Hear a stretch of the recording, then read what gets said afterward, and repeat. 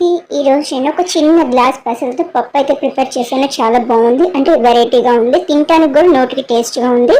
దీనికోసం ఒక చిన్న గ్లాస్ పెసలని తీసుకొని కడిగి నానబెట్టుకున్నాను.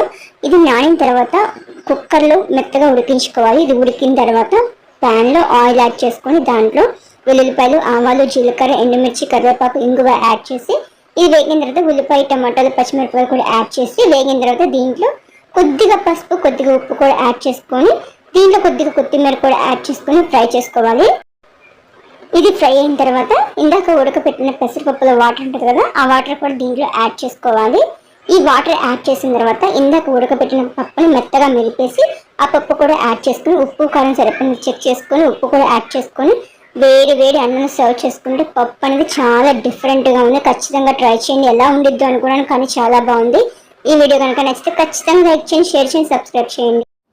Hi everyone, welcome to Pushpa cooking and activities.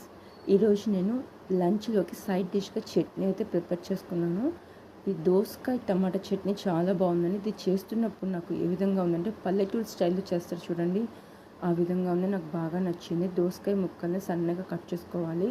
టమాటాలు, దానికి సరిపడా పచ్చిమిరపకాయలు కూడా కట్ చేసుకొని కొద్దిగా ఆయిల్ యాడ్ చేసుకొని టమాటాలు, పచ్చిమిరపకాయలు వేయించి పక్కన పెట్టుకోవాలి. ఈ విధంగా వేయించి పక్కన పెట్టుకున్న తర్వాత కొద్దిగా ఆయిల్ యాడ్ చేసి దోసకాయ ముక్కలు కూడా యాడ్ చేసి దోసకాయ ముక్కలు కూడా ఉడికేదాకా నీళ్లు పోయకుండా వేయించుకొని ఈ టమాటాలు, పచ్చిమిరపకాయలు చల్లారిన తర్వాత మిక్సీ జార్లోకి ట్రాన్స్ఫర్ చేసుకొని వెల్లుల్లిపాయ, జీలకర్ర, ఉప్పు యాడ్ చేసి మిక్సీ చేసిన తర్వాత దోసకాయ ముక్కలు కూడా యాడ్ చేసుకొని కచ్చాబచ్చాగా గ్రైండ్ చేసుకొని తాలింపు యాడ్ చేసుకొని తాలింపులో కొద్దిగా పసుపు, కొద్దిగా ఇంగువ కూడా యాడ్ చేసుకొని లైట్